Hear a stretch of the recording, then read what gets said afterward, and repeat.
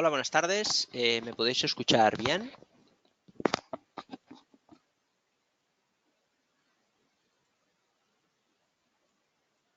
Hola. ¿Sí? Genial, perfecto. ¿Me podéis escuchar bien, no? Perfecto. Bien, vamos a ver si podemos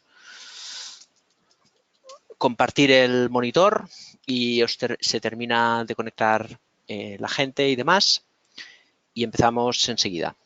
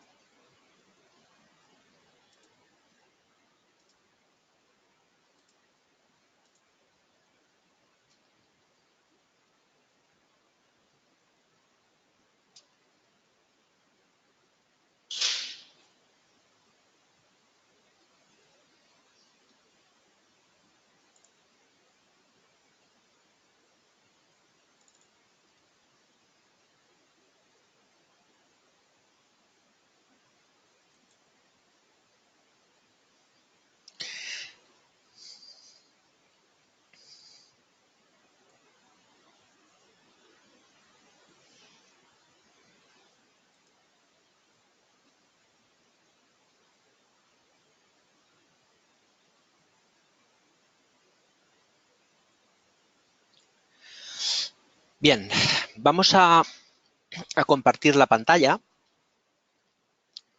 Si me podéis confirmar, por favor, que podéis ver el monitor compartido con la página web de Blackbird. ¿Podéis ver el monitor compartido? ¿Sí? Estupendo. Bien. Bien, vamos a empezar. Mientras os termináis de conectar y demás, como siempre, me voy a presentar para todos aquellos que sois nuevos y no nos conocemos todavía. Yo me llamo Marc Ribes, soy trader, cofundador de Blackbird. Blackbird es un broker online. Bueno, ahí tenéis la página web. Ofrecemos una propuesta formativa en la cual enseñamos nuestra filosofía de inversión y desde la formación pues hacemos asesoramiento, carteras de bolsa, fondos de inversión y intermediación a través de la plataforma que utilizaremos en el webinar de hoy, con el objetivo pues bueno, pues de intentar sacar provecho del mercado y por qué no disfrutar de este oficio que tanto nos gusta, ¿no? Además de eso, pues bueno, tengo un libro que hemos publicado este año en mayo, se llama Ignora la multitud. Ahí tenéis el título del libro. Y si os apetece, os gusta un poco cómo explicamos las cosas, pues bueno, ahí tenéis una pequeña reseña desde Google que podéis leer los primeros capítulos y bueno, si os gusta lo podéis comprar en las principales librerías en España y en América Latina y lo podéis comprar también a través de Amazon, ¿vale? Os pongo por aquí en el chat porque normalmente me preguntáis. Y otra cosa muy importante también, normalmente ahí tenéis los webinars en el calendario de eventos, webinars pasados, y desde ahí tenéis contenidos antiguos que se carga desde GoToWebinar en este espacio, ¿vale? Y desde aquí tenéis los webinars, ¿vale? Os pide un pequeño registro porque la plataforma lo entiende así y desde ahí pues tenéis varios webinars de los que hemos venido haciendo en los últimos meses y sí que es cierto que las últimas semanas pues hemos realizado otro tipo de otro tipo de webinars, pues bueno, principalmente porque la situación del mercado sí lo requería, y porque como en agosto al final ha estado todo muy movido, pues la verdad es que al final en octubre me he tenido que coger un par de semanas de descanso, que casualmente lo tenía en septiembre para ir a Japón, y los huracanes y estas cosas pues al final han retrasado el viaje. Pero bueno, en fin, historias. Ya volvemos aquí, ¿vale? Entonces los viernes, como siempre, os espero a esta hora para hablar de temas que iremos adaptando a la actualidad del mercado. Y hoy, obviamente, el tema en cuestión es operar en entornos bajistas, ¿vale? Bien, entonces, esta semana os hemos enviado una nota de análisis en profundidad. Yo creo que ya la habéis recibido todos, algunos quizás por duplicado, pero bueno, os lo hemos enviado. Principalmente lo que hemos titulado es "El mercado bajista ya está aquí". Y a veces el título es un poco así, pero bueno, realmente eso no quiere decir que la bolsa vaya a caer más o menos, quiere decir que está cayendo, ¿no? Y esa es la única definición que nos interesa. Para hablar de posiciones bajistas es importante que tengamos claro el concepto de cortos y largos. ¿Entendéis bien qué es abrir una posición corta? Entiendo que todos más o menos habéis escuchado eso de vender en corto. Vender en corto, imaginaros, lo podemos hacer de muchas maneras, ¿no? Pero imaginaros que queremos abrir una posición corta, no sé, en H&M, va. Vamos a coger la empresa de moda y nos vamos a posicionar en el tiempo hacia atrás, ¿vale? Y hubiésemos querido aprovechar pues toda esta caída para ganar dinero, ¿no? Tenéis ahí toda esta caída, un 70%. Imaginaros que hubiésemos vendido, al final le damos a vender en lugar de comprar, y hubiésemos vendido en corto pues a este nivel, y el precio hubiese entrado a la orden y hubiésemos podido ganar todo esto. Ahora lo que tendríamos que hacer es cerrar la posición comprando, por ejemplo ahí, ¿no? Comprando la posición, y en este caso pues habríamos ganado de la venta a la compra, que sería lo mismo que comprar a 14 y vender a 37, pues en este caso vender a 37 y comprar a 14, ¿no? Entonces, no me voy a extender mucho en lo que es una posición corta, pero sí, por si alguno no lo ha escuchado nunca, al final simplemente es vender en prestado, ¿vale? Nosotros en la plataforma, por ejemplo, cabe la posibilidad de que si alguien tiene acciones de, no sé, de Telefónica, nos puede decir, oye, yo quiero prestar mis acciones, ¿vale? Entonces nosotros cogemos las acciones y las ponemos a préstamo. Entonces el inversor que pone las acciones a préstamo cobra un interés. Entonces tú puedes tener acciones de Telefónica, cobrar un interés porque las dejas al mercado y además cobras el dividendo. Y la persona que coge las acciones a préstamo las puede vender, no las tiene, pero las puede vender porque las presta un tercero, y luego tiene un compromiso o una obligación de devolver esas acciones, por lo tanto el saldo tiene que casar y por eso se puede comprar, ¿no? Y desde ahí se le llama una venta en corto o al descubierto, porque la tienes que cubrir sobre un activo prestado. Hoy en día con los CFDs o con los futuros, pues ya no es una venta a préstamo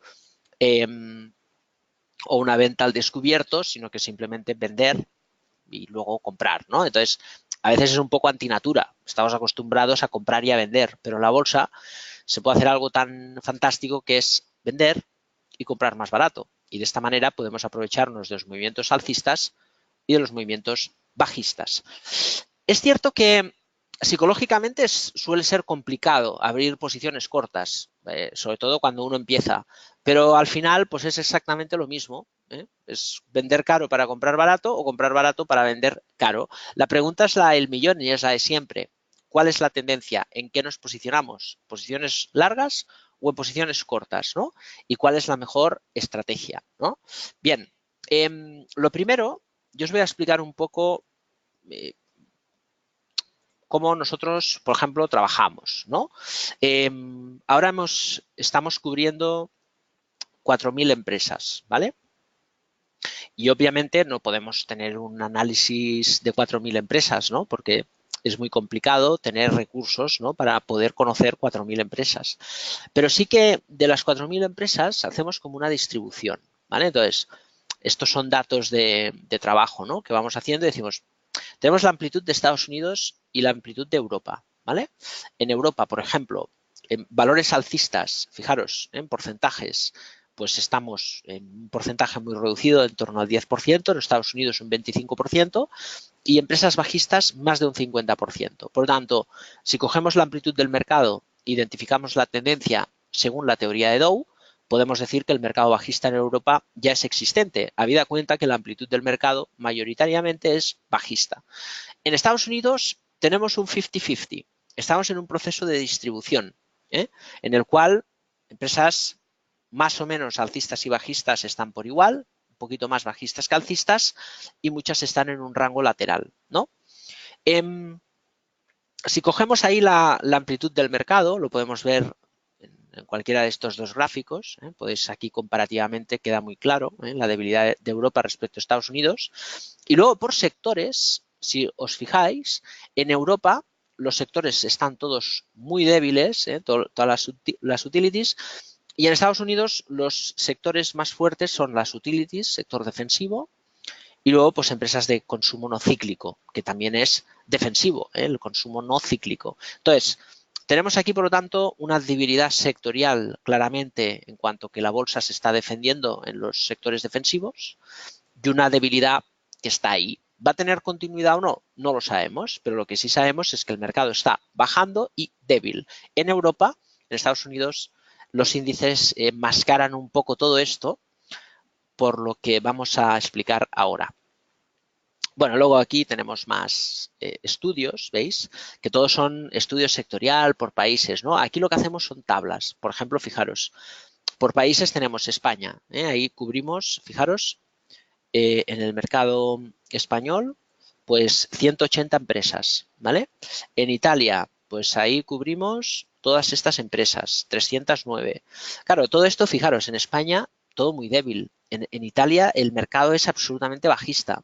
Portugal, muy complicado.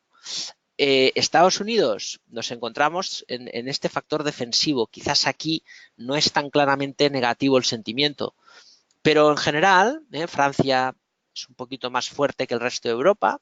Alemania también tiene algún valor, pero en general, veis, la situación no es muy boyante. Y todo esto, obviamente, mes a mes ha ido cambiando, ¿no? Por lo tanto, esa debilidad estructural que vemos en la amplitud del mercado, analizando simplemente la tendencia de todos estos valores, pues nos lleva a toda esta matriz mundial, que es todo esto son los valores que descargamos desde la plataforma, los categorizamos ahí, la plataforma nos marca los sectores y nosotros le aplicamos unos criterios en función de qué, de los máximos y mínimos crecientes o decrecientes, de su disposición o su diferencia en los mínimos o máximos de 52 semanas y luego que estén por encima o debajo de una media móvil, ¿no? En función de varios criterios aplicamos el estudio de la tendencia, porque de esta manera rápidamente podemos obtener todos los datos y hacer estudios comparativos para ver fuerza y debilidad, ¿no? Al final estos son datos que luego los ponemos en la newsletter y contrastamos, pero es simplemente para mostraros un poco, ¿no? Cómo todo esto al final, dentro de la amplitud sectorial, si cogemos estos 4.000 valores y los distribuimos solo ahora en sectores, vais a ver cómo la debilidad sectorial es enorme. Tenemos en Diversified mucha debilidad, empresas grandes conglomeradas, Utilities es el más fuerte y consumo no cíclico, lo que veíamos antes, y que en general, tanto en Europa como en Estados Unidos, pues parece que el mercado bajista se impone al mercado alcista. Yo creo que esta es la foto que refleja el por qué hemos dicho que el mercado bajista ya está aquí, ¿vale? Manuel, nos preguntas si estos datos están abiertos a los clientes, ¿no? Bien, como siempre, claro, cada vez somos más en Black Bear, entonces tenemos acceso a más cosas. De momento, todos estos datos que trabajamos internamente, que os muestro, ¿no?, un poco en el webinar, los tenemos ahí. En esta zona de aquí obviamente tampoco es una cuestión de poner todos los datos, ¿no? Eh,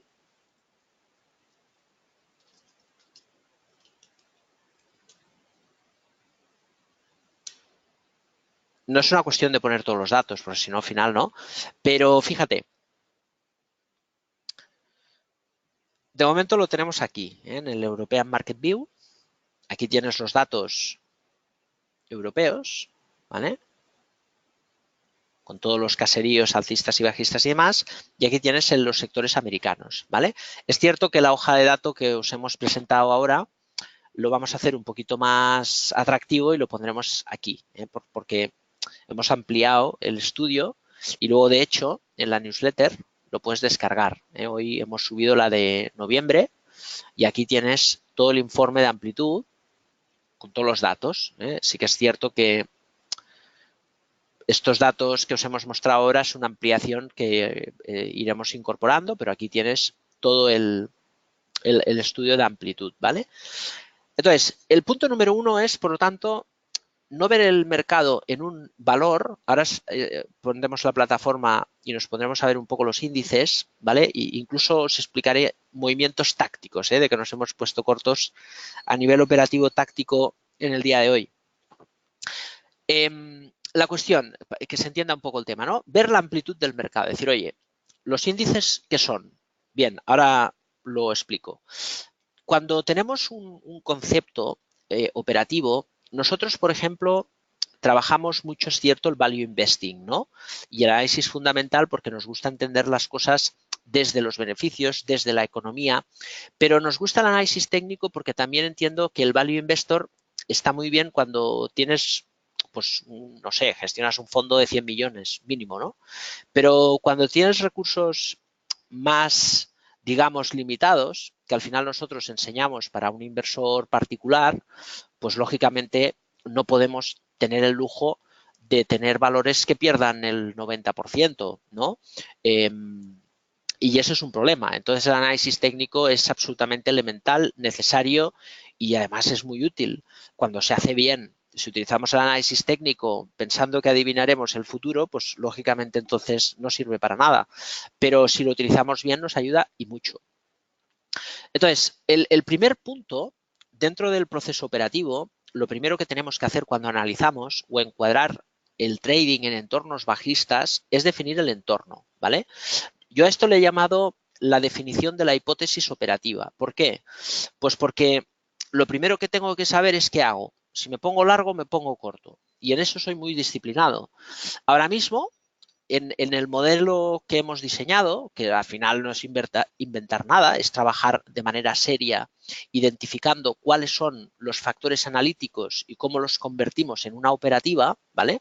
Fijaros cómo para mí esto es elemental, que es cómo yo puedo, en función de cómo está el mercado, todos sabemos que el mercado puede subir, puede bajar o estar en distribución o en acumulación o en, al final, lateral.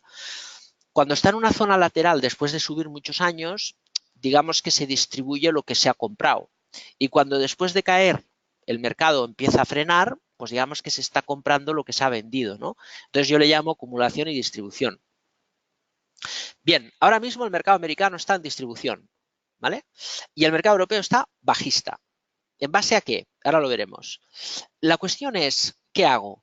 Bien, cuando estoy en un mercado bajista y estamos por encima del 50% de los activos cayendo, que es la situación actual en Europa, yo opero más pensando en swing, porque el mercado bajista todavía no se, digamos, no está muy desarrollado, es incipiente, está comenzando y eso significa que mucha gente todavía no se lo cree y por lo tanto que existen, digamos, una defensa en el mercado alcista, hay compras. Entonces, tampoco podemos lanzarnos a bocajarro sobre los cortos. Hay que entender que las cosas van pasando. A medida que se impone el mercado bajista, por ejemplo, ahora ha rebotado el mercado europeo, ¿no? Si ahora el mercado vuelve a los mínimos de octubre y perfora ese nivel, más se sumirán al carro bajista, más valores estarán bajando y, por lo tanto, probablemente estemos muy cerca del 80% en compañías que caen. Cuando el mercado cae con el 80% de las empresas obviamente en ese momento solo existe una dirección que es la bajista, ¿vale? Y cuando estamos en distribución, caja, posiciones cortas, market neutral, que es largos y cortos, ¿no? Y también pues tirar hacia el swing o el growth, que es un poco el decir, oye, pues yo compro Amazon todavía o ASML Holding, pero con un stop muy ceñido porque están caras. Eso no quita de que puedan subir un poco más, pero cuidado que yo aquí no me quedo pillado, ¿no? Entonces, para mí este modelo es clave porque os pasa muchas veces, o nos pasa muchas veces, que cuando estamos en la operativa tenemos a veces ese debate interno de qué es mejor, ¿no? El análisis fundamental o el técnico. Y los dos tienen los mismos sesgos, que es el predictivo. Entonces, lo importante es el equilibrio en la decisión, ¿no? Y luego tener un esquema claro, operativo, que nos diga qué hacer. Por lo tanto, yo creo, y siempre os lo digo, que el trading se tiene que enmarcar desde el planteamiento operativo. Yo le llamo hipótesis operativa principalmente porque ahora mismo mi hipótesis parte de esto de aquí, distribución bajista. Todo lo demás me da igual. Y fijaros que las preguntas que nos hacen muchas veces es hasta dónde caerá ese mercado bajista que comentas, ¿no? No tengo ni idea, porque mi objetivo no es la predicción, es la hipótesis operativa. Y en todo eso radica el dinamismo operativo, que es yo me adapto a las circunstancias. Si las circunstancias pasan nuevamente hacia un mercado que distribuye y vuelve a lo alcista y un mercado bajista se completa y acumula, yo tendré que adaptarme a esa realidad. No puedo yo pecar de otro sesgo emocional, no el predictivo en este caso, sino el ego, de decir, como yo he dicho que esto cae, va a caer y yo ahora necesito que caiga, ¿no? A mí eso es un debate que me da igual. Y nos ha pasado en el 2016, cuando el Brexit, o en el 2016, cuando el Brexit, o previamente en febrero-marzo, se desplomaron las commodities. En el mercado hay que adaptarse a las circunstancias y las circunstancias siempre parten de la hipótesis, ¿no? Entonces, para mí la hipótesis operativa, pues más o menos es eso, ¿no? Decir, oye, ¿dónde estamos y qué hago en función de dónde estamos? El segundo punto del trader, ¿cuál es? Pues es la gestión monetaria. Es que no hay más. O sea, fijaros que en qué valores opero, pues al final es la tercera derivada. Fijaros el punto de disciplina. ¿Qué tenemos en la SICAP, no? Bueno, pues tenemos una posición en cartera, ahí lo tenéis, pues más o menos diversificada en activos baratos, ¿no? Activos de valor. Entonces, hay un componente de decir, estamos en un entorno bajista. ¿Por qué inviertes en estos valores? Oye, pues porque Necentis, por ejemplo, es una empresa que ha tenido dificultades porque tenía unos costes de financiación muy elevados. Entonces, ha adquirido una empresa, Ericsson en España, y ha refinanciado reduciendo por 2 los intereses. Solo con esto ya va a ganar dinero. Y luego los contratos firmados son muy interesantes, ¿no? Entonces, pienso que es una empresa barata y le doy una oportunidad, ¿no? OHL, bueno, es una empresa de alto riesgo, lo sé. En OHL lo que queremos es que generen flujo de caja positivo, porque cuando generen flujo de caja positivo, entonces la empresa vale 300 millones en bolsa y tiene 800 millones en caja. ¿Y por qué pasa eso? Porque el mercado, lógicamente, lo que ve es que está consumiendo la caja y si sigue así, pues al final no quedará dinero, ¿no? Pero creemos, por el estudio que hemos hecho, de que hay un proceso de reestructuración y ese proceso de reestructuración, lógicamente, significa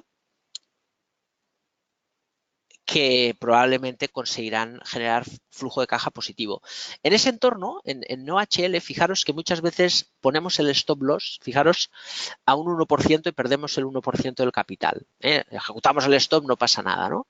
En OHL ahora estoy perdiendo el 70%, estamos perdiendo por ahí, ¿no? Entonces, a veces molesta más el 70% que el hecho de hacer una inversión con determinación, pero el tamaño de posición, como decimos, es el propio stop loss. Si quiebra la empresa, yo acoto la pérdida de esto de aquí, ¿no? Entonces, hay empresas de alto riesgo que poner un stop ceñido no tiene ningún sentido. Prefiero invertir una pequeña cantidad y dejar pues 4 o 5 años a ver qué pasa, ¿no? Y ese es el entorno. Lo mismo pasa en Zardoya, empresa barata, Quabit, en este caso hemos explicado muchas veces el porqué en Quabit, pero básicamente la palanca fiscal que tiene de las pérdidas de los últimos X años y ahora tiene una posición de suelo muy interesante y están vendiendo bien las casas. Más o menos hemos invertido a los precios actuales. Técnicas reducimos cuando empezó a frenar el petróleo. Lo que tenemos es porque pensamos que está barata. Teníamos un 7% porque el petróleo estaba en momento, ahora no.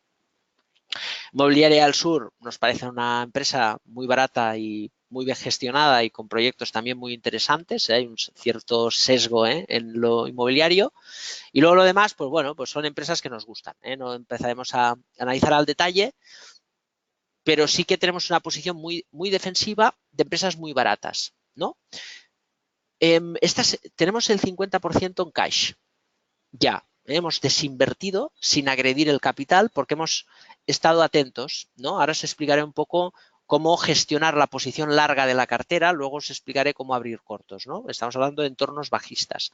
Hemos invertido en oro y hoy nos hemos puesto cortos en el Nasdaq, ¿no? Entonces, tenemos 50% en caja, tenemos un 6-7% en liquidez y tenemos más o menos un 8% en corto, con lo cual cada vez, veis, tenemos una posición pues, más defensiva. No me importa asumir volatilidad en los activos que considero que están baratos.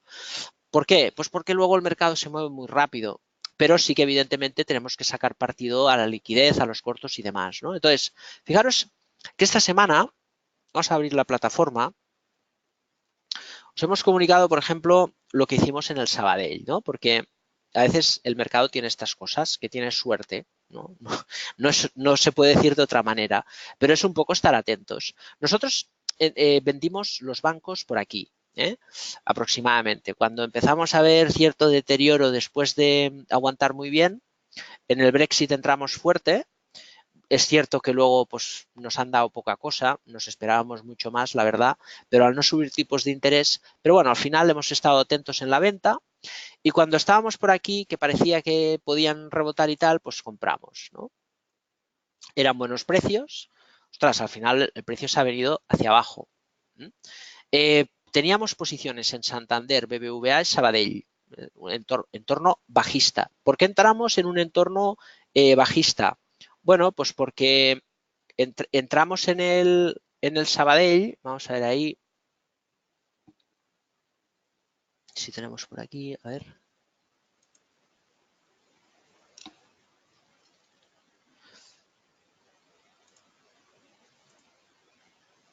Entramos en el Sabadell, ahí lo tenéis.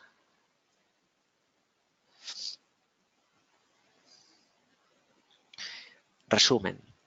Básicamente por esto de aquí, el precio-valor contable, ¿no? Lo hicimos en el Brexit ya.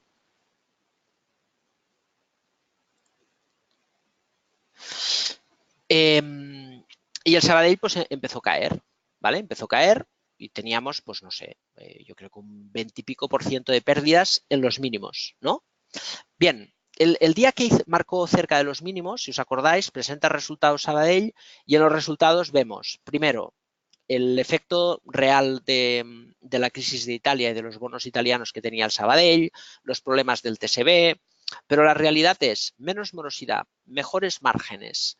Es cierto que algunas provisiones, pero la cartera de activos tóxicos de inmobiliarios, toda vendida. O sea, ya no tiene activos tóxicos.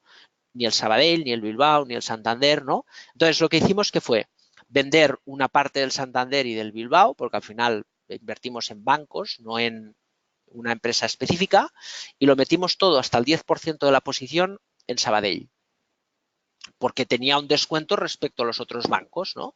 Ahí tenemos Santander, por ejemplo, visto en el gráfico y los mínimos del Brexit, pues un comportamiento relativo, ¿veis? Sustancialmente mejor, lo que en Sabadell es estar en mínimos, pues en el Santander es estar un 25% por arriba y lo que en el BBVA, ahí tenemos, es estar en la zona de mínimos del Brexit, pues en el, fijaros, ahí, un 7%, pues en el Santander pues está equitativamente, ¿no? Pues hemos dicho un 25, ¿no? Pues es como si estuviese en este nivel de aquí, casi en los 6 euros. Entonces, la jugada era, tenemos una posición en bancos, vamos a hacer una rotación, porque al final los resultados nos demuestran que la situación del banco pues es buena. Bueno, el caso es que casualmente sale lo de las hipotecas y tenemos la santa suerte de que el mercado rebota hasta el nivel que compramos y ¿qué hicimos? Pues vender. Vender, hacer cash y este 10% lo hemos podido refugiar sin pérdidas, ¿no? Al final perder un poco, ganar un poco, da igual. La cuestión es, ¿por qué hemos vendido? Porque el entorno es bajista. Volvemos a la cuestión del asunto. No hemos vendido porque estemos agobiados por la caída. No hemos vendido porque pensamos que el Sabadell es una mala inversión. Hemos vendido, ¿por qué? Por lo que os decía antes, por la definición de la hipótesis operativa. Y eso lo cambia todo. Es como el planteamiento. Hace unos meses, cuando el Brexit, o incluso años, hace casi un par de años o así, cuando el Brexit, el mercado era alcista, en España el mercado era bajista. Este es un modelo nuestro y nosotros el modelo es global. Por lo tanto, que España caiga y el resto del mercado suba, pues es un problema. Pero en ese momento la estrategia partía por comprar y esperar, ¿no? Ahora no. El mercado ahora es diferente. Es bajista en Europa, distribución en Estados Unidos. Entonces, mucho cuidado porque esto lo cambia todo. Entonces, hemos tenido que tomar una decisión de decir, oye, nos gusta el Sabadell, pero yo tengo que hacer liquidez. Entonces, en este proceso de liquidación ya tenemos un 50% en cash. Hemos tenido suerte, a veces pasa, de que tomas una decisión y te sale a la primera y casi de chiripa y luego, pues, al revés, ¿no? Pero esto nos ha permitido, pues, en este 9% de posición, pues, fijaros, recuperar un 2,5% de rentabilidad en la SICAP y tener encima refugio en liquidez para ver qué pasa. Entonces, es una manera de actuar, hacer como una rotación sin agobiarse y sobre todo entendiendo que el mercado es bajista. Luego hay otras cosas, por ejemplo, que aún y ver excelentes oportunidades, que es lo que podéis ver muchas veces, por ejemplo, Mota Engel, ¿vale? Esto es una acción que al final en Portugal hay 5 o 6 empresas que son muy buenas, que compra todo el mundo, y Mota Engel es una de esas, es una empresa de construcción, tiene una posición dominante en Angola, en África, y luego tiene terrenos que son minas, ¿no? Es una empresa muy buena. Nosotros la vendimos en este techo y la empresa no ha hecho más que caer. Entonces, ¿es el momento adecuado de comprar o no comprar? Bien, pues yo os lo voy a explicar en 2 ejemplos, ¿vale? Como somos todos humanos y a mí el primero me encanta comprar activos, hay otra opción, otra empresa que es Servici. Servici es una empresa italiana muy pequeñita, se dedica a la esterilización de productos médicos y al lavado de batas en los hospitales. Entramos más o menos parecido en Servici y Mota. En Servici ganamos, yo creo, un 70%, no sé dónde entramos, por ahí, pues ganamos un 70% y en Mota Engel igual. Y en Servici vendimos justo ahí, en esta cresta, ¿vale? Como bien sabéis, y en Mota Engel no fue la cresta tan adecuada, pero sí en el rebote nos permitió salir pues también bastante bien, ¿no? Claro, siempre te genera la duda cuando tú sales de un activo y dices, ostras, igual sigue subiendo, porque lógicamente en este momento estaba muy bien. Aquí la cresta no fue tan clara como la de Servici, ¿no? Ahí vendimos. En Mota Engel tuvimos que aguantar esta caída, pero luego en el rebote por ahí deshicimos la posición. Bien, pues Servici hemos comprado. Hemos comprado por aquí. Después de que el valor lo hubiésemos comprado y hubiese caído, pues no sabría decir desde los máximos, pero un 30-35%, no sabría exacto ahora el precio. Ha venido la crisis de Italia, ha caído un 50%. Entonces, nos hemos anticipado viendo que había caído muy bien, hemos vendido muy bien y al final el precio sufre volatilidad. No nos importa, pero es un ejemplo que en Mota-Engel, por ejemplo, no hemos hecho la anticipación. Tengo ganas de comprar esta acción, pero siempre hay la equidistancia y con el tiempo veremos un poco el resultado, ¿no? Pero eso es como un reto, incluso os animo a que sigáis estos dos valores, porque lo que es bueno en Servisic ha sido anticipar el precio caído, ¿vale? Lo que es bueno en Mota-Engel, de momento, es la media. Entonces, lo que hemos hecho, lo que vamos a hacer en Mota-Engel es media móvil de 30, gráfico semanal. Cuando el precio cruce esta media, entraremos, porque ya es una empresa barata, ya lo es. La cuestión es hasta qué punto puede ser barata, ¿eh? Y luego hablaremos del caso de Arista. Pero tenemos un ejemplo variopinto. El caso de Servisi nos ha enseñado, veis que la precipitación pues nunca es buena, ¿eh? Si hubiésemos esperado la media, pues ahora la media está ahí, ya está un 10% por debajo del precio que hemos comprado. Entonces, lo lógico es que esto se consolide en algún momento y gire. Entonces, el mercado tiene estas cosas, ¿no? Lógicamente, todos nos gustaría comprar en los mínimos, es imposible, ¿no? Entonces, a veces te anticipas y te sale bien, pero por norma general, como el mercado todavía no estaba bajista, bueno, pues nos permitimos el lujo de comprar servicio a un buen precio.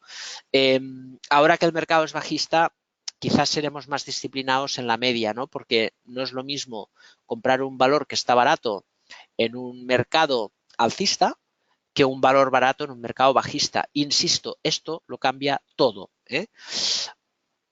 Ahí está el tema. Mota, Servisi, dos valores excelentes. Como seguramente no tenéis ni el uno ni el otro, pues yo os animo que pongáis una media de 30 semanas y cuando los dos crucen y el mercado cruce la media y veamos un cambio de tendencia, por ahí tenéis dos cosas. Entonces, siempre se decide, entro en el valor y asumo volatilidad o soy un poco más astuto, aguanto en liquidez y mantengo la media, ¿eh? Insisto, lo mejor es la media. Y repito, ¿y por qué no lo has hecho en Servisi? Porque el mercado era alcista y eso, una vez más, lo cambia todo. Arista, esto es un claro ejemplo de un valor que muchas veces se ha comentado, por lo que la mayoría sabéis, y si no, pues lo explico yo. Este es un valor que se ha hecho muy famoso porque es el valor, uno de los valores que ha comprado Paramés, ¿no? Que es, como todos bien sabéis, pues es el mejor gestor. Y precisamente podemos hacer este comentario porque lo entendemos así, ¿no? Y una cuestión que muchas veces que suele pasar en este país, ¿no? Que la gente sigue al gurú de turno y compra la acción. Claro, como las acciones que tiene buenas que suben, a veces nos cuesta comprar cosas que suben, estamos en un entorno bajista y pensamos que los precios no pueden caer más, ¿no? Y cada vez que hemos visto una caída, pues, de un 50%, pues luego el precio ha caído ahí un 30% más, otro 40% y aquí ya pues la debacle, ¿no? Entonces, mucho cuidado con todo esto porque las empresas son empresas. Nosotros tenemos siempre varios filtros, y en general hay cosas que hay que mirar.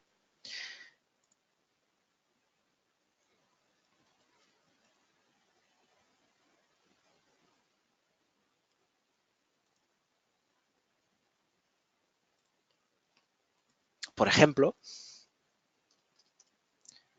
¿qué es esto de aquí? Los problemas hay que evitarlos. Entonces, nosotros ahí, por ejemplo, en la plataforma tenemos esto. Cuando veis números rojos, que la empresa está palmando pasta, sobre todo en esta línea de aquí, que es el beneficio operativo, cuidado. Por norma general nos gusta mirar trimestres positivos. Aquí no hay trimestres positivos.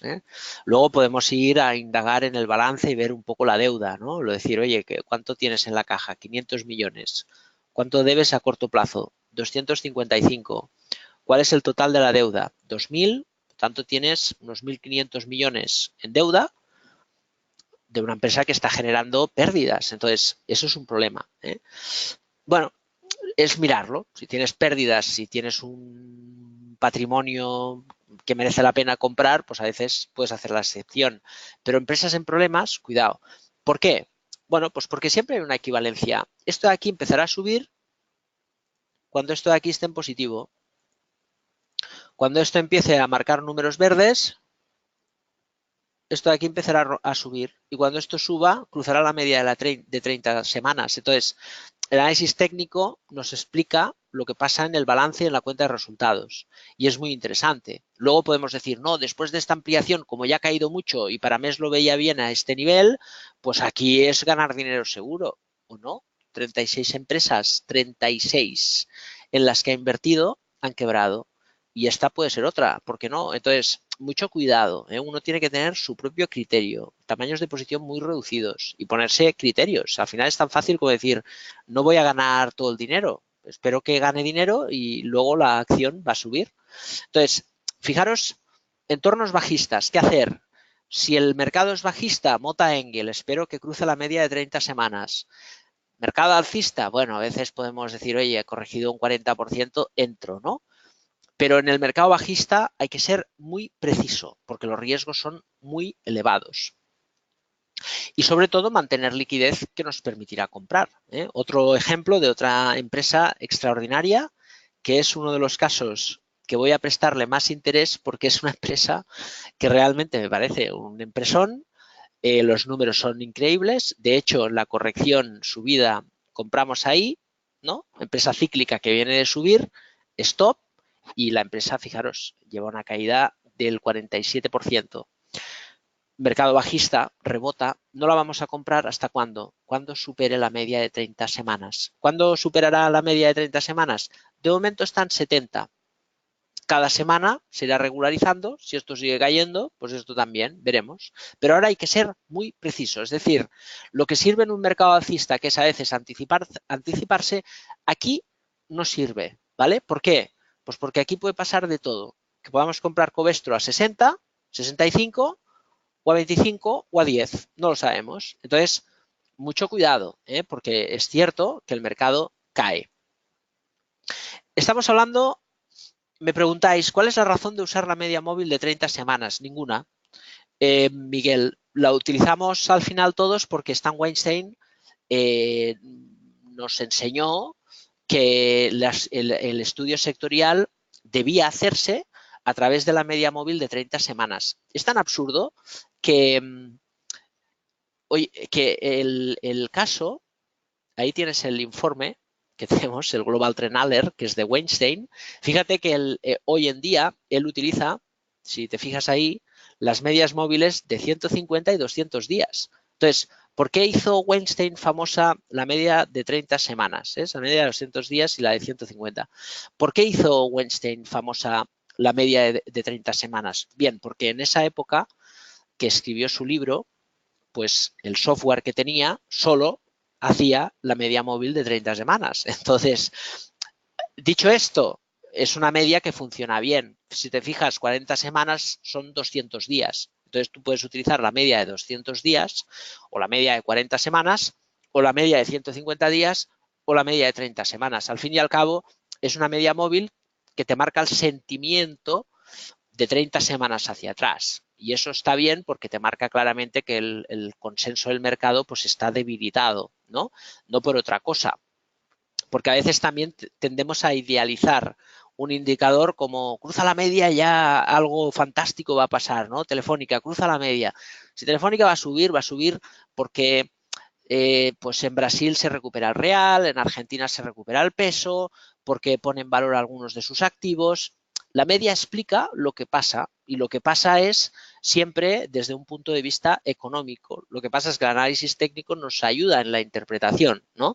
Está bien el uso de esta media, pero sin idealizarla. Si tú quieres utilizar la de 40, pues sería exactamente lo mismo. Lo único que tendría es un criterio diferente, ya está, ¿no? Más lento.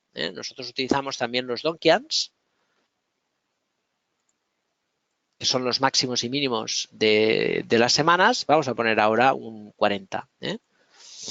40 semanas, ¿veis? Al final, el sentimiento, pues más o menos es lo mismo. Lo que pasa es que la media es menos volátil, hay menos ruido, pero tenéis que desidealizar los indicadores, ¿vale? Porque si no a veces parece y que el precio empuje en mínimos de 52 semanas, pues es en mínimos anuales. También es significativo, ¿no?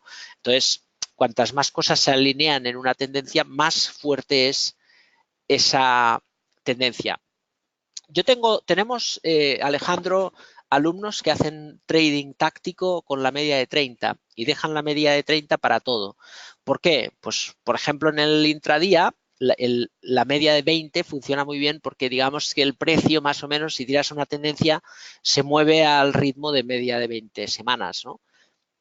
Es igual, ¿eh? Todo puede funcionar. Lo importante es, primero, la hipótesis operativa, segundo, la gestión del riesgo y tercero, cómo tú buscas el trading. A partir de ahí, todo te ayuda, ¿sabes? Lo importante es no idealizar, ¿eh? El precio es lo único que importa. Y luego entender que el precio explica, obviamente, las razones económicas, ¿eh? Bien, hemos hablado de esta parte. Es importante ahora hablar también de las posiciones cortas, ¿vale? ¿Por qué hemos vendido el Nasdaq? Vamos a ver, fijaros, vamos a cambiar de chip ahora. Vamos a poner los gráficos de la bolsa americana, ¿vale? Yo no puedo hablar viendo los gráficos de la bolsa americana. Vamos a borrar las líneas y luego las volvemos a meter. Incluso vamos a quitar la media móvil, ¿vale? Yo no puedo hablar de un mercado bajista en Estados Unidos. ¿Por qué?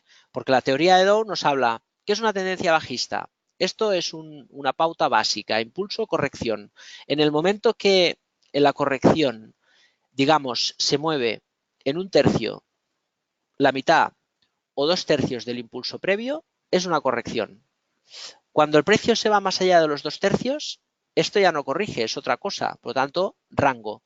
Si el precio se mueve en un proceso impulso-corrección, pues lo que nos dice la teoría es que la tendencia va a continuar marcando máximo creciente. Y hasta que esto no cambie, pues hay que pensar así. ¿Qué tenemos en el Nasdaq? Impulso, corrección. ¿Cuál es el nivel de impulso, corrección del Nasdaq? Bien, podemos utilizar el FIBO y medirlo, ¿vale? Por lo tanto, si tiramos un Fibonacci en el Nasdaq, tenemos, fijaros, 61.8, ha soportado la corrección y por lo tanto tenemos un mercado alcista en el Nasdaq. Punto. No, aquí no hay nada más a discutir. Luego, una vez estudias el impulso corrección de la pauta básica, pues evidentemente yo siempre digo, cuantos más elementos convergen en una dirección, obviamente más fuerte es la tendencia. Si el precio marcara un proceso de máximos y mínimos decrecientes, aquí diríamos que esto es una tendencia bajista. Por debajo de la media marcaría que es más bajista. Tocando el mínimo de 52 semanas es más bajista, ¿no? ¿Por qué hemos dicho que el mercado bajista ya está aquí? Bueno, pues por la amplitud del mercado. Luego, si ponemos el MACD, el MACD, llamémoslo como queramos, y ponemos un gráfico mensual que marca muy bien los puntos extremos de las tendencias.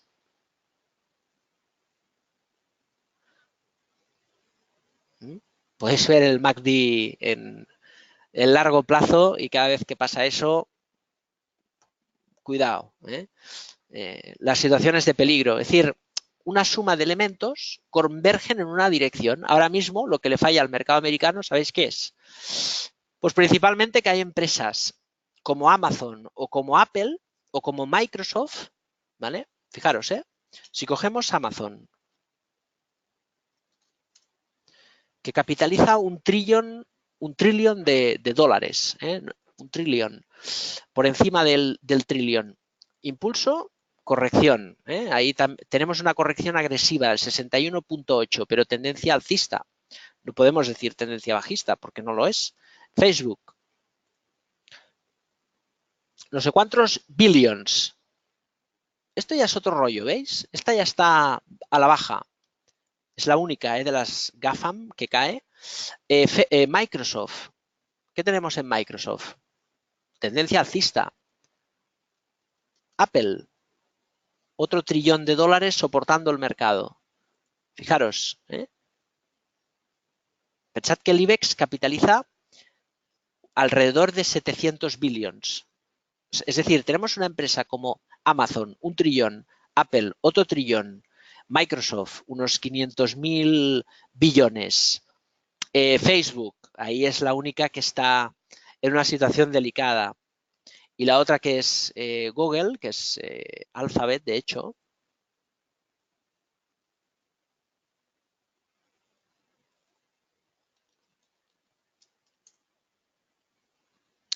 Ahí tenéis, Alphabet o Google.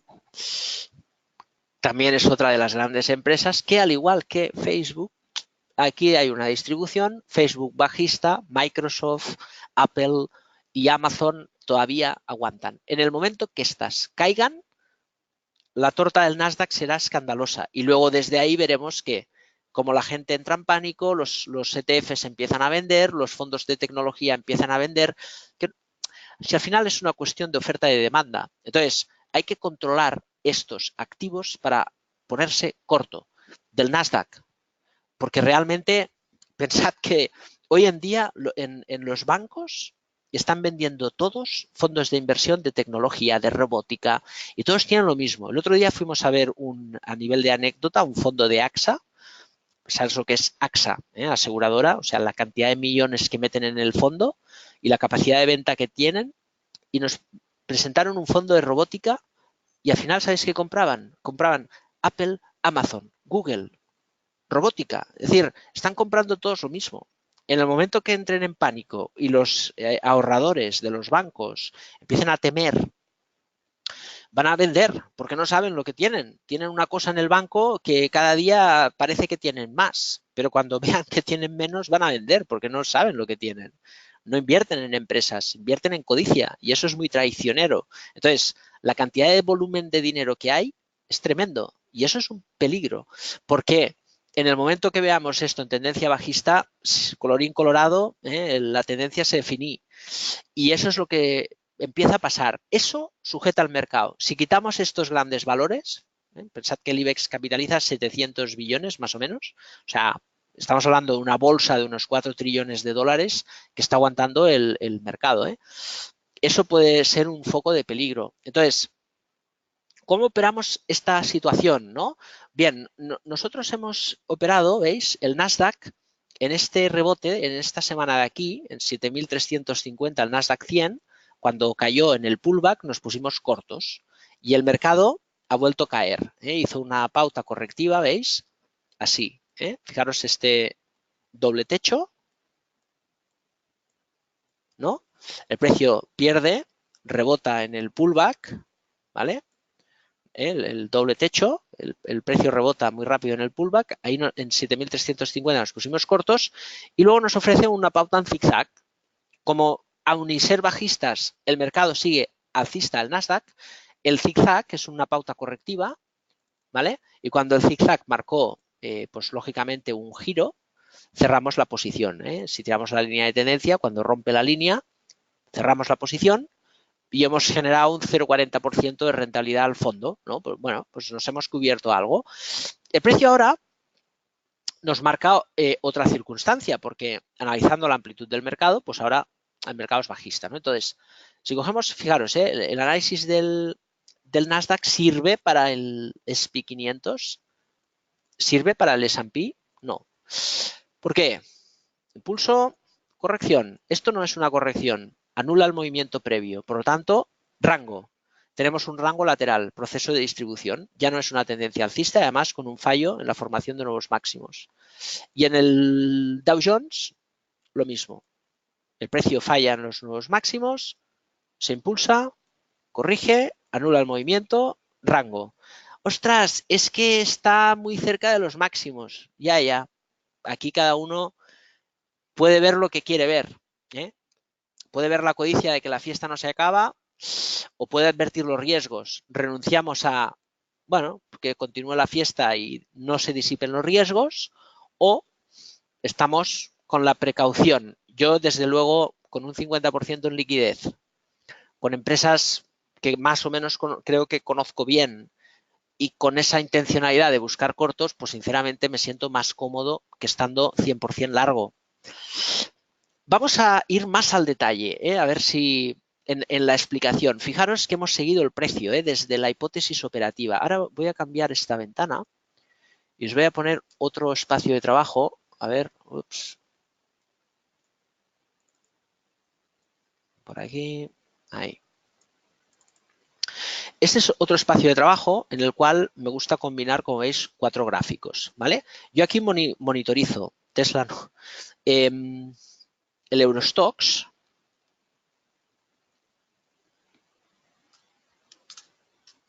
¿vale? Ahí tenéis el Eurostoxx, ¿ok?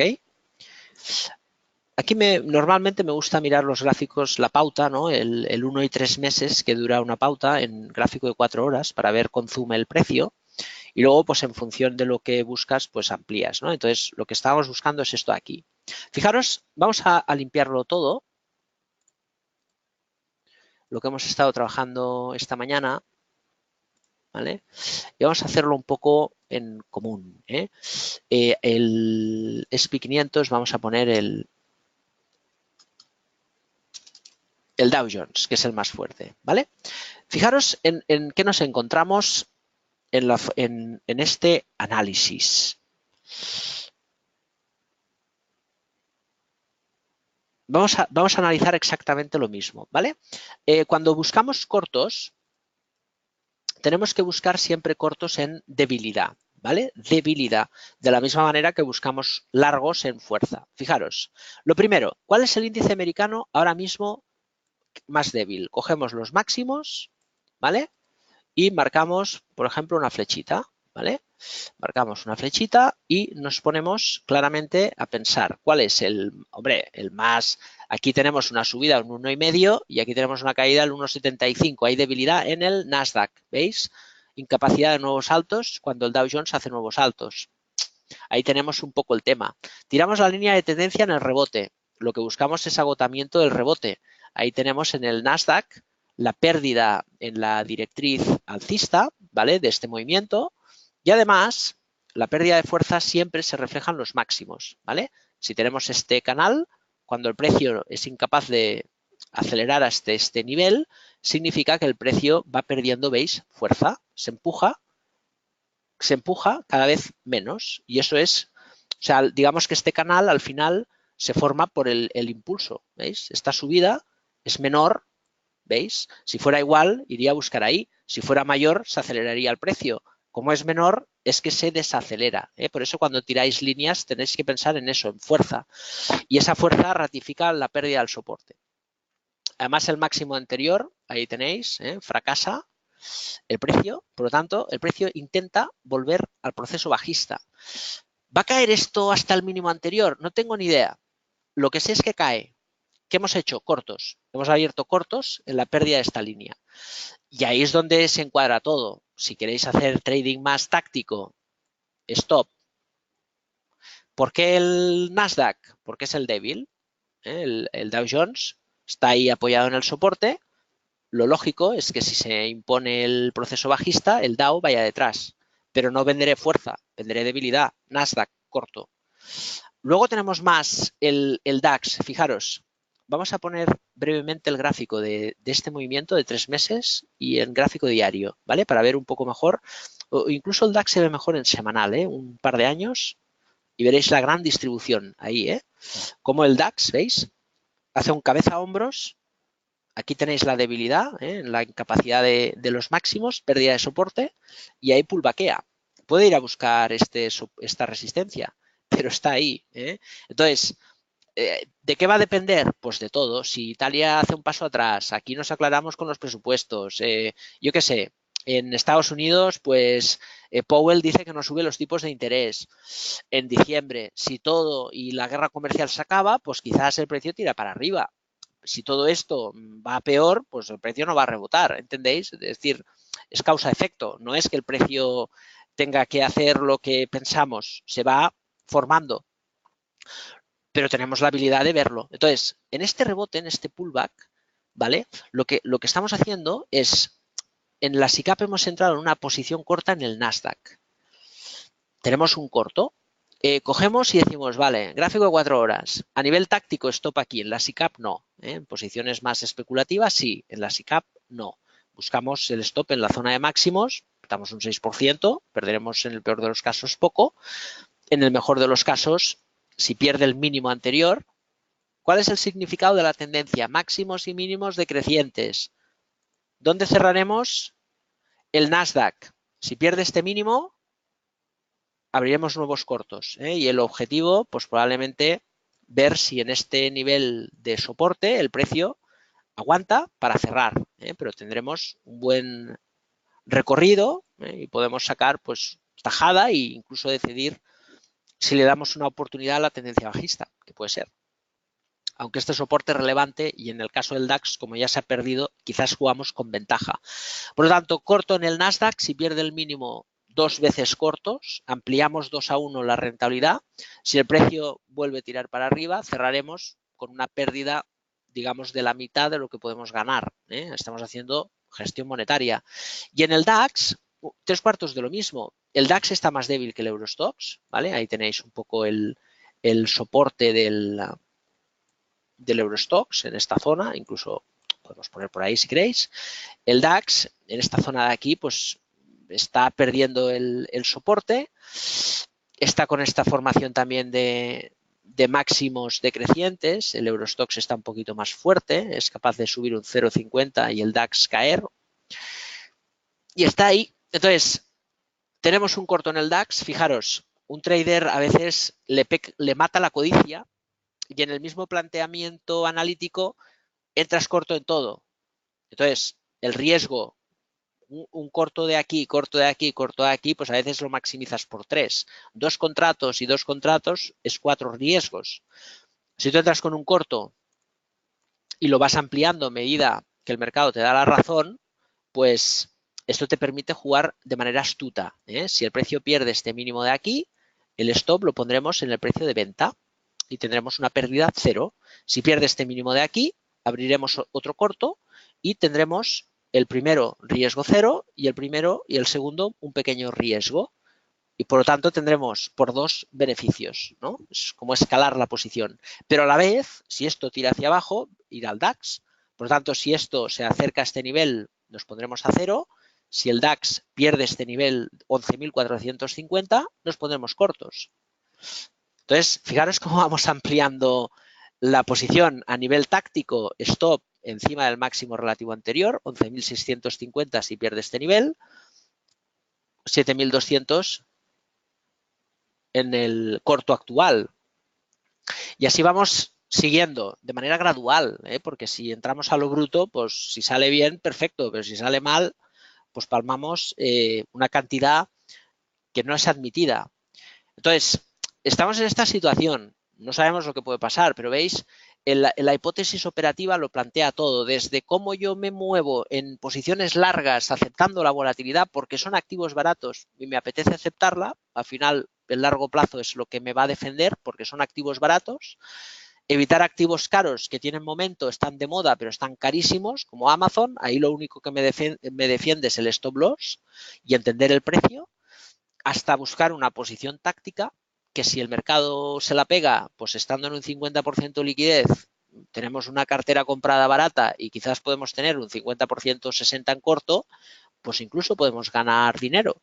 Y si el mercado tira para arriba, como iremos gradualmente ampliando los cortos, pues tampoco nos irá muy mal porque tenemos activos como, acordaros, Mota Engel o Covestro, que han caído un 50 o un 60% y no los vamos a comprar hasta que el mercado bajista pues podamos decir que se ha terminado. Y no sabremos si se ha terminado en un día, en un mes o en un año. Lo que sí sabemos es que cuando todos los índices estén por encima de esto, automáticamente podremos comprar estas empresas, ¿no?, que nos van a permitir pues probablemente reinvertir la liquidez, habiendo reducido la volatilidad y plantear toda la estrategia operativa en un encuadre de presupuesto de riesgo, en un encuadre de definir la hipótesis operativa en función de los indicadores que hemos analizado de amplitud de mercado, en un estudio de análisis técnico del precio,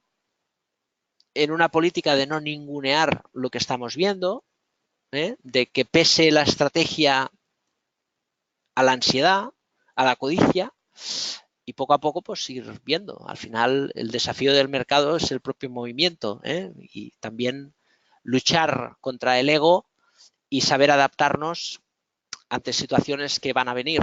Quizás se agota el mercado bajista y seguro que muchos nos comentarán que nuestro informe, el mercado bajista ya está aquí, pues no ha servido de nada. Discrepo absolutamente porque los argumentos creo que prevalecen a lo que comentamos y como nuestro trabajo no es acertar sesgo predictivo, sino adaptarnos a una hipótesis, pues la hipótesis ahora, como hemos comentado, y con eso termino, es bajista. Bien, vamos a las preguntas. Tenéis muchas preguntas. Ricardo, dices, ¿qué criterio usáis para determinar que son bajistas, que estén por debajo de alguna media? Lo hemos comentado, pero lo volvemos a repetir porque es un debate realmente, yo me lo he planteado muchas veces, ¿no? Y además el tema de hacer los cursos me gusta mucho porque nos ayuda a repensar, ¿no? Y a reflexionar. Entonces, la definición de la tendencia bajista es una suma de máximos y mínimos decrecientes, ¿no? Por eso yo le llamo la pauta básica. Si esto corrige más de 2/3, pues ya no es una corrección, es otra cosa, por lo tanto, ya, rango, mercado lateral. Etsy Cota decía que cuando él se cuelga el gráfico en un papel al otro lado de su habitación y ve que sube es tendencia alcista. Si ve que baja es tendencia bajista. Y si no lo tiene claro es mercado lateral, ¿no? Yo creo que quizás es más sensato definirlo de la siguiente manera. Es una secuencia de cosas. Si el precio está marcando máximos y mínimos crecientes, es una cosa. Si empujan los máximos de 52 semanas, es más alcista. Si está acelerándose por encima de la media, es más alcista. Si el MAC está en aceleración, es más, es decir, cuantas más cosas marcan la tendencia alcista, más alcista es. Pero no hay, no sé, no podemos decir que el precio cuando pierde esta línea ya no es alcista, porque esto es una aceleración, ¿no? Yo creo que es cuantas más cosas convergen en una tendencia, más evidente es, más alcista es.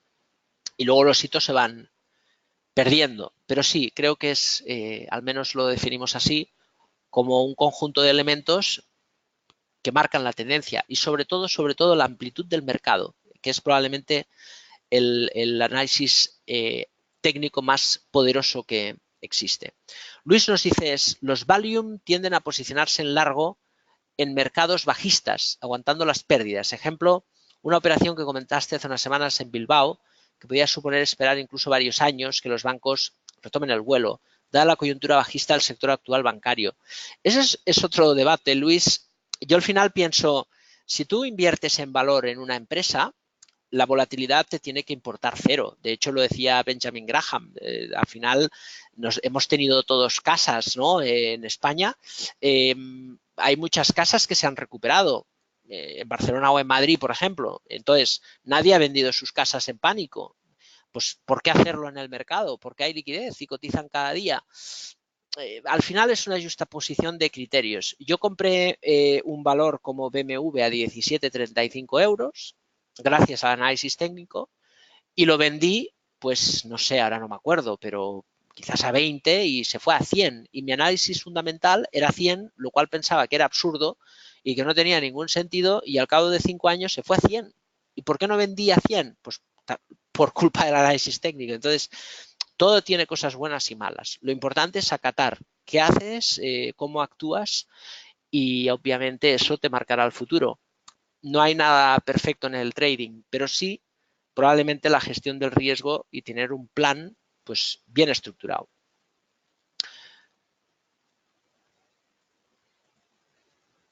Preguntas, Javier, ¿sirve para índices la media de 30 semanas? Sí, siguiendo un poco lo que decíamos, pero sí, al final la media lo que te marca es un consenso medio de 30 semanas, ¿no? Y lo que hace es allanar todo este ruido del mercado. Entonces, si el ruido del mercado está por encima de la media, es que hoy el mercado es más optimista que los últimos 30 periodos.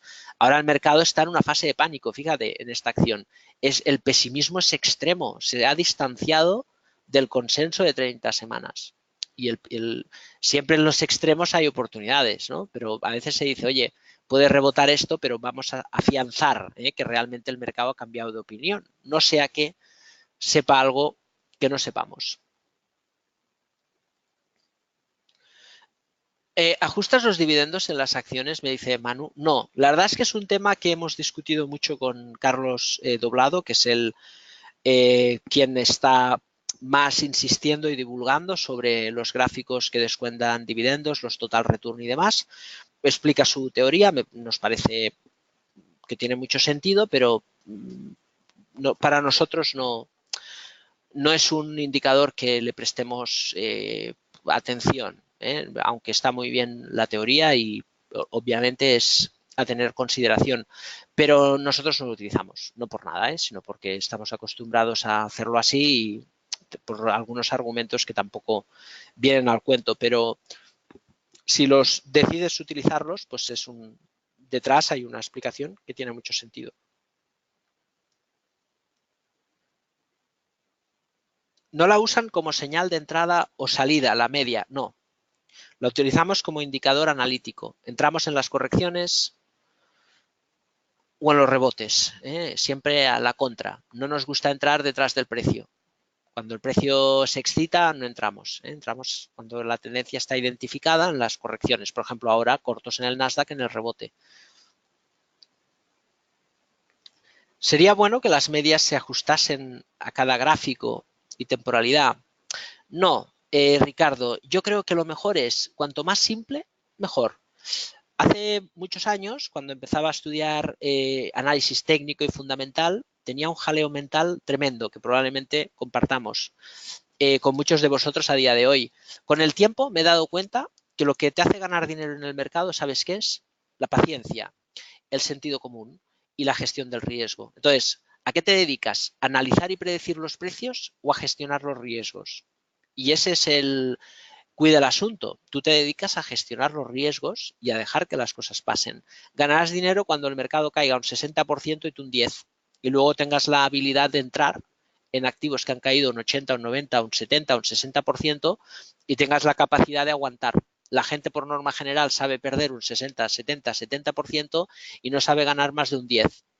Y aquí está el asunto. Entonces, gestiona los riesgos, deja correr las tendencias, acepta pequeñas pérdidas, bien porque tienes tamaños de posición reducidos o bien porque acotas la pérdida con un stop. No hay más. Lo demás ayuda.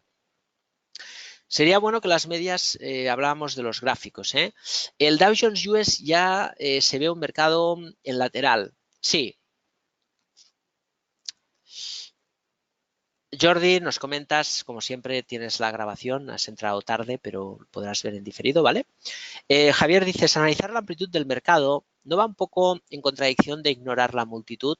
No, porque la amplitud del mercado al final, tú ahora estás viendo que el mercado va abajo. Ignorar la multitud tampoco quiere decir pretender siempre hacer lo contrario. La tendencia domina por norma general, pero sí que es cierto que ignorar la multitud pues es comprar un activo que se está vendiendo como el Sabadell y que vas en contra, o en una corrección entrar, o en un rebote como ahora en el Nasdaq, ¿no? Estás yendo un poco en contra, o yendo ahora en contra de un mercado que está en máximos históricos. Entonces, es un poco lo que decía Warren Buffett, ¿no? Sé codicioso cuando todos son temerosos, sé temeroso cuando todos son codiciosos. Pero siempre hay matices en lo argumentario. Pero yo creo que la amplitud de mercado no falla, porque al final estás analizando el conjunto de las empresas y no solo las grandes empresas que sujetan los índices. Misma estrategia, Julián, en el S&P 500. Sí, aunque el más débil es el Nasdaq, pero el S&P está más débil que el Dow Jones. Luis nos pregunta también, ¿los bancos los calificarías como baratos? En España sí, porque ¿por qué? Por su valor en libros, porque tienen una posición, yo creo, ahora mejor que hace 2 años en el Brexit. ¿Por qué? Porque han vendido toda su cartera de activos inmobiliarios, la digitalización están desafortunadamente despidiendo mucha gente, desafortunadamente he dicho, pero eso mejora los márgenes, la coyuntura de subida de tipos les va a venir muy bien, si es que algún día llega a eso, y en general, pues yo creo que están baratos. Ahora, es obvio que hay que aceptar mucha volatilidad, pero sí, yo creo que los bancos españoles, ojo, están baratos. En Italia y Alemania no pondría ni un euro. Si no recomiendas Estados Unidos ni usa tecnología, nos tenemos que ir a sectores defensivos, dices Juan Carlos. Cortos, Juan Carlos. Hay una opción que es ponerse corto. Puedes entrar en acciones baratas, pero la industria de los fondos vive de cobrar un 2% de comisión a los fondos.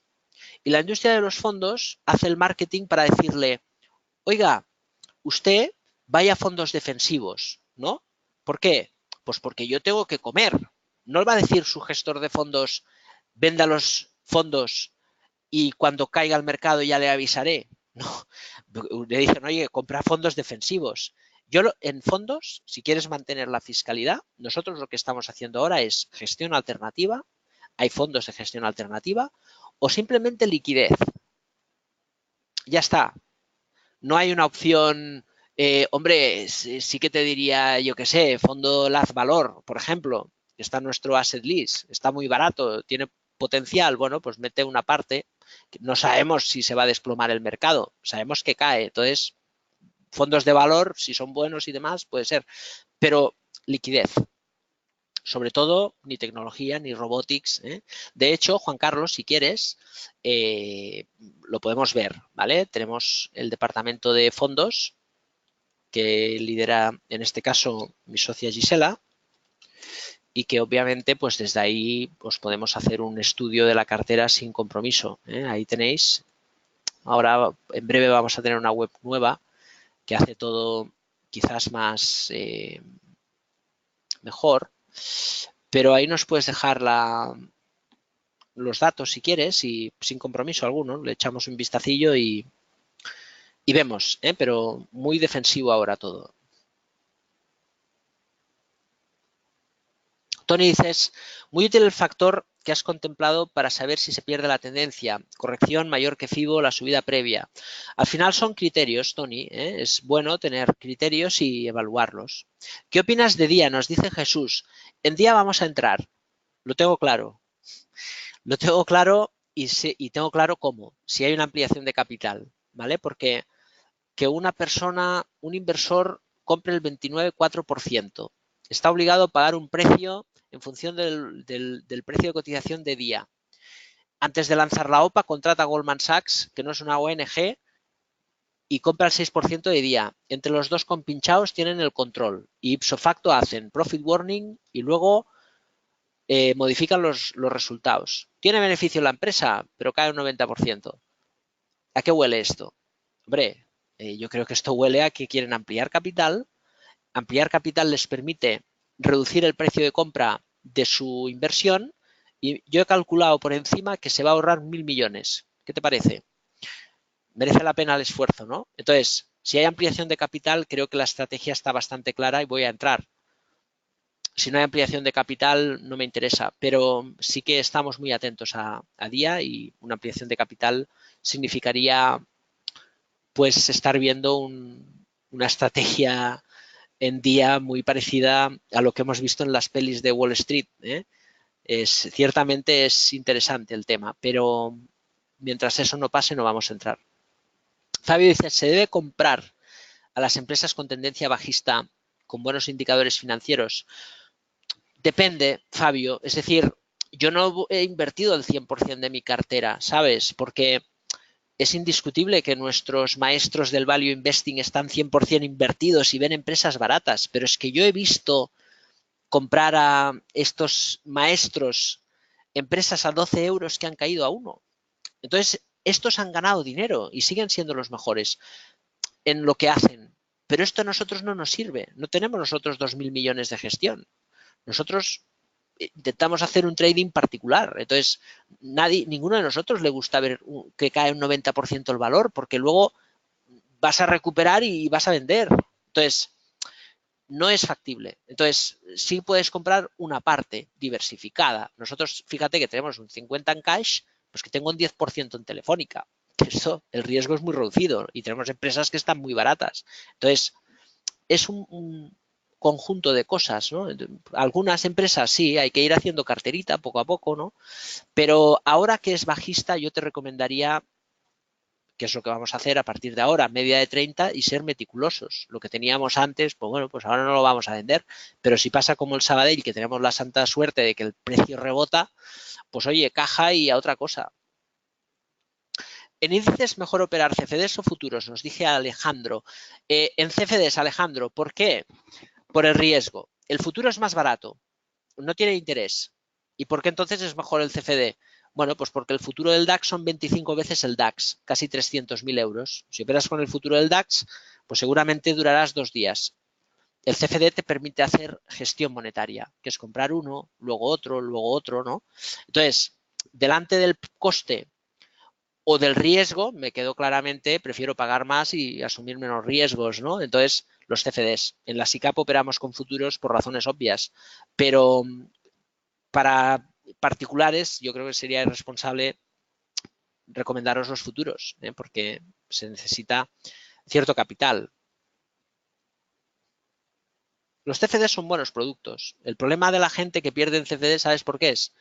Pues porque el broker contraparte ya le está bien que pierdas, porque se va a quedar tu dinero. Al final, por eso la gente pierde, porque el mensaje es negativo. Entonces, los CFDs no es el problema, es el apalancamiento. Y el apalancamiento es una decisión personal y hay que trabajarlo. Juan Carlos, nos decías eso, insisto, que te he pasado en el chat, podemos ver la cartera, pero volatilidad y liquidez. Hay un fondo nórdico, Eblir, de una gestora que se llama Eblir con V, que invierte en fondos nórdicos, están al margen de toda esta vorágine monetaria de los bancos centrales europeos, de Japón y de Estados Unidos, que lo está haciendo muy bien, puede ser una alternativa, o el Carmignac Patrimoine, o el Cartesio X, o fondos de gestión alternativa, como el Nordea. Hay muchas cosas, pero ahora mismo yo creo que lo importante tiene que ser preservar el capital. Dices, Tony, para operar petróleo y oro, amplitud del mercado. No, porque no hay amplitud, ¿no? Podemos analizar la amplitud de un índice compuesto de 500 valores, pero no del petróleo. Entonces es un poquito diferente. Pero bueno, al final es más o menos lo mismo.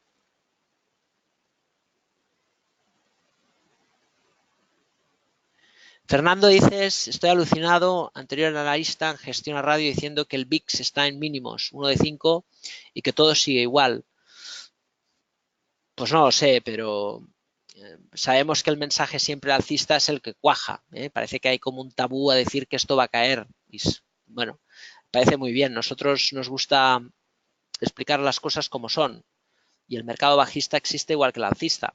Y ponerse corto es tan fácil como ponerse largo. Entonces, ¿por qué no hacerlo? Bueno, pues no lo sé, sinceramente, pero creo que los argumentos que damos, como mínimo, son razonables. Y luego tenemos la capacidad de cambiar y de pensar de otra manera, pero no es una cuestión de posicionarse porque sí, ¿no? Sino hay factores que están ahí. Los ETFs van a tener el mismo tratamiento fiscal que los fondos. Eso parece y eso debería. Vamos a ver si es una realidad porque sería una gran noticia. Y dices que tienes la cartera con Renta 4, no con Inversis. No hay ningún problema, Juan Carlos. Nosotros, como broker, tenemos la plataforma Inversis institucional y desde ahí pues contratamos fondos y también desde Allfunds. Al final todos trabajamos con lo mismo. Renta 4 también trabaja con Allfunds. Pero bueno, no pasa nada. Al final nosotros nos gusta valorar las cosas y tampoco exigimos nada a nadie, ¿sabes? Al final lo importante es tener información y compartir esas cosas. Juan Antonio, dices, ¿a qué te refieres que cuando llegue el soporte 6.900 el Nasdaq nos ponemos a cero? Stop break-even. Tú te pones corto, el precio va a tu favor, pones el stop en el precio de venta, en este caso, pierdes cero. El stop break-even. El fondo de mercado global es, me dices Luis, claramente bajista o seguimos en una corrección. El mercado ahora mismo está en tendencia bajista si miramos la amplitud en los primeros 15 minutos del webinar.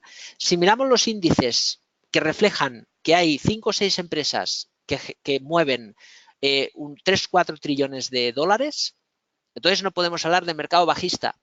Si cogemos Nasdaq, Dow Jones y S&P, podemos hablar de distribución. Si cogemos los 10 subsectores y cogemos 2.500 empresas de América, podemos decir que Estados Unidos cae. Y en Europa, indiscutiblemente, en los índices y en los sectores y en los valores, está bajista. A partir de ahí, yo le diría, bueno, pues estamos en un mercado incipientemente bajista. Ese sería un poco. Por eso el mercado bajista ya está aquí. Durará lo que durará, se corregirá, será duradero en el tiempo, se confirmará, no lo sabemos, pero ya está aquí. Ante eso, ponernos 100% cortos, no, gradual, con esa dinámica. Hay que aceptar siempre un margen a la volatilidad. Ecentis para ponerse corto, no. María Ángeles, Ecentis es un valor que ha hecho los deberes. De las pequeñas empresas españolas, Inmobiliaria del Sur, Ecentis, Wabit y Talgo nos parecen muy interesantes. Alejandro dices, ¿qué te parece Portugal Telecom? Ni tocar. No por nada, pero es un valor que ha tenido mucho peligro tradicionalmente y no es de las empresas que nos gusta en Portugal. Rafa García, ¿qué opinas de la gestión pasiva de los fondos indexados que se está poniendo de moda? Hombre, los ETFs está bien. Rafa, no te puedo decir que no. El problema, ¿sabes en qué está? En que la gente a veces compra el RoboAdvisor y le llama gestión pasiva y realmente yo creo que es un error porque gestión pasiva es comprar el IBEX, hacer una cartera de ETFs y dejarla allí. El RoboAdvisor significa que tienes un robot que te va gestionando tácticamente las posiciones. En el momento que te hace eso ya es una gestión activa, porque dependes de la benevolencia del robot. ¿En función de qué criterios, no? No lo sé. Lo que sí sé es que o creo, es que la tendencia se ha acelerado mucho por también los ETFs. En el momento que cambie la tendencia y caiga al mercado, los ETFs lo que van a hacer es provocar ventas en toda clase de activos. ¿Por qué? Pues porque si vendes Nasdaq, pues vas a vender todo el Nasdaq, independientemente que esté el activo barato o no. Si vendes acciones alemanas, pues venderás todo el DAX y eso va a provocar en los grandes índices mucha volatilidad.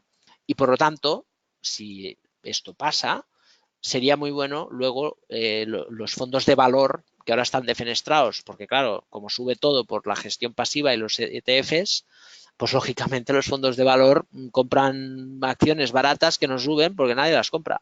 Es como el IBEX. ¿Puede tener una incidencia esto en el IBEX? No. ¿Que alguien ha comprado ETF del IBEX? Nadie. Entonces, son factores que están ahí, pero el ETF, al igual que el CFD, me parece un producto excelente. En la gestión vía RoboAdvisors pasiva, para mí no es pasiva, porque el robot ya te hace una gestión, ergo deja de ser pasiva, ya es activa, ¿no? Es como todo, habrá cosas mejores, cosas peores, pero el santo grial en el mercado no existe. Tesla en gráfico de 4 horas con bandas de Bollinger estrechándose, posible señal de agotamiento. En Tesla hay una cosa que me mosquea y es que lo han tenido, como se dice vulgarmente, a huevo para tirarla y no lo han hecho. Y eso es una cosa que tampoco podemos desdeñar, ¿sabes? Y sabes que soy muy bajista de Tesla. Está en la resistencia. Llámale bandas de Bollinger, llámale lo que quieras, puedes vender. Pero es raro, lo han tenido a huevo para tirarla y no lo han hecho.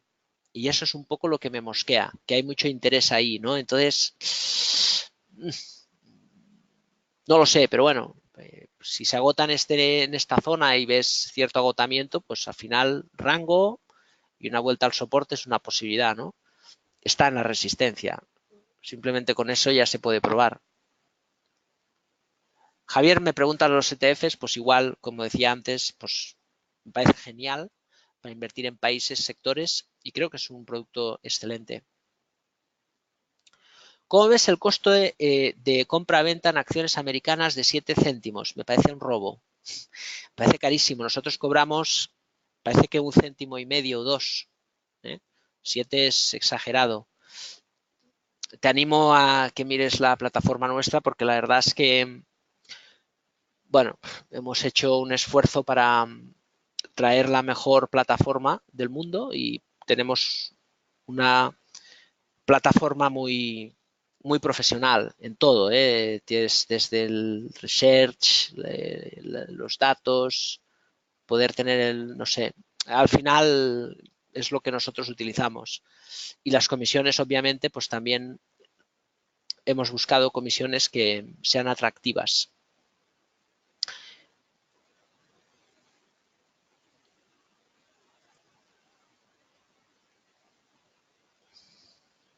Los 7 céntimos me parece mucho. Fernando dices, yo me he puesto corto el SP al rebotar 61% clavado. Mi pregunta es, ¿el SP es más eficiente o más técnico que el Nasdaq? No, da igual, Fernando. Sí que es cierto que el Nasdaq quizás es un poquito más salvaje en sus movimientos, ¿no? La tecnología, y está más débil.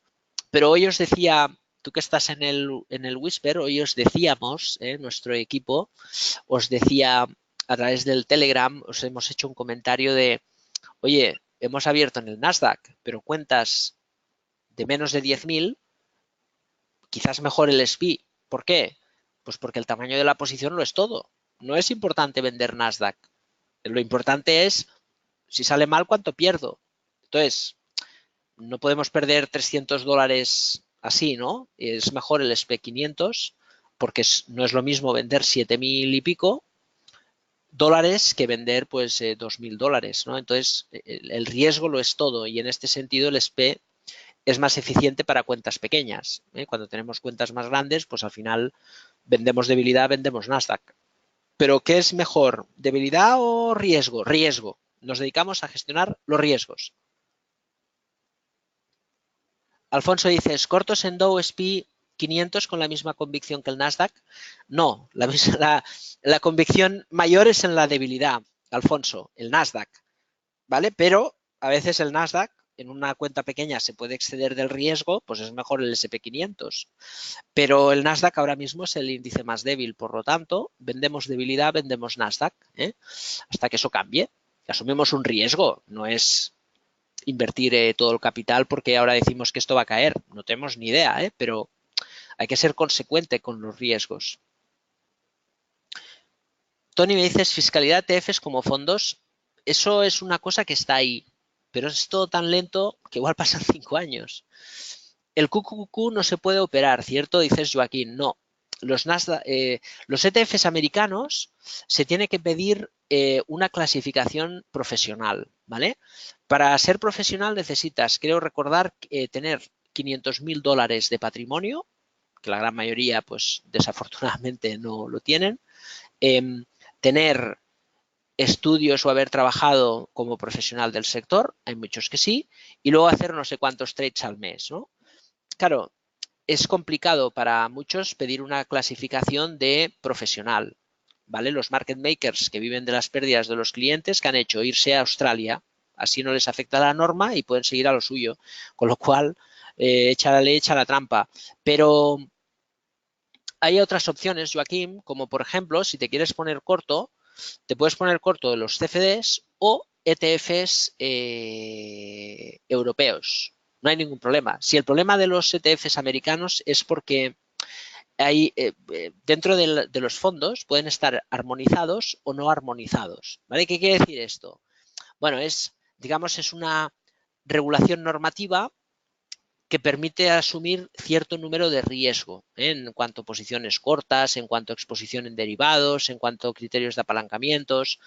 Claro, como al final el QQQ, un ETF no tiene ningún sentido porque no deja de replicar un índice y es exactamente lo mismo. Pero bueno, es la absurdidad de la norma y la norma es lo que prevalece. Por lo tanto, solo podemos operar en estos productos si somos o solicitamos ser la categoría de profesionales. Entonces, se puede hacer, no hay ningún problema, pero tienes que seguir unos criterios. Uno de ellos es complicado y los otros dos depende. Si te has dedicado al sector financiero y haces cierto volumen de trades, entonces sí que eres profesional. Pero hay otras alternativas. Yo creo que el CFD te puede ayudar. El problema sobre todo está en el apalancamiento. Pero bueno, nosotros, como dice alguno en las redes, cuando vemos a alguien excederse en el apalancamiento lo perseguimos para que corrija esa actitud. ¿Qué se espera para el Dow con gráfico de un día? Bueno, de momento parece que podría agotar el rebote.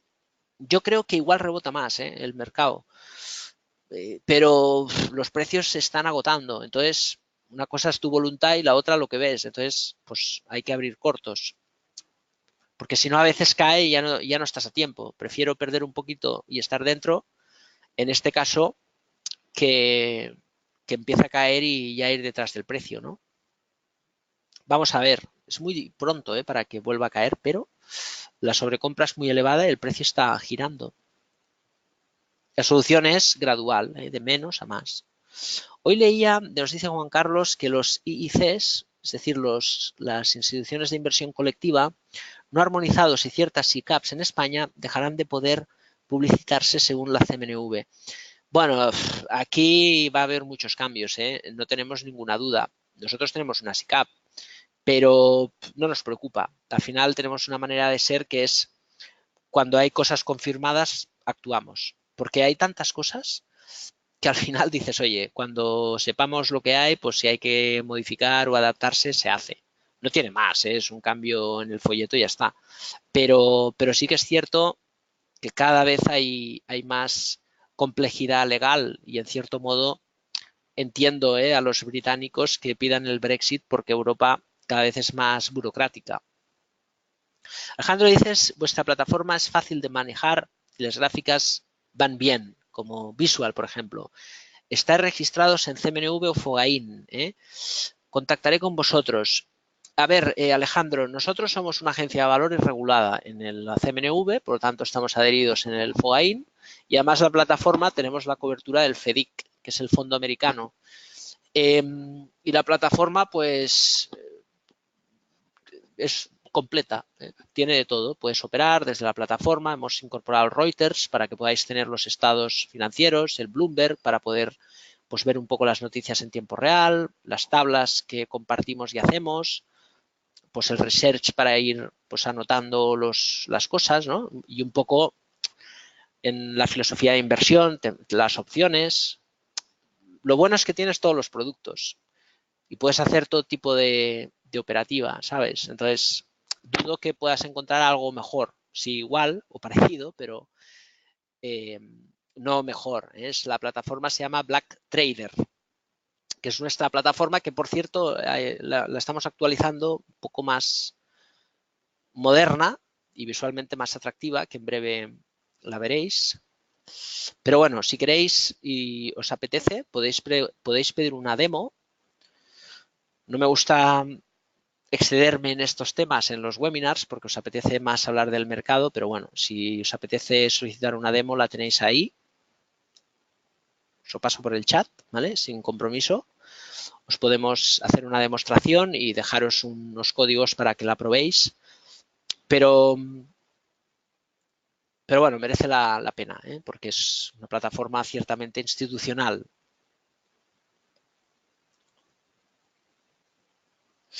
Bien, pues poco más. Si no tenéis más preguntas, lo dejamos ahí. Como siempre, muchas gracias a todos por la asistencia y como siempre digo, si os hemos podido aportar ni que sea una idea, pues ya ha merecido la pena este espacio. Así que nada, disfrutar del viernes. Feliz fin de semana a todos y si os apetece, hasta el próximo viernes. Un saludo a todos y hasta la próxima.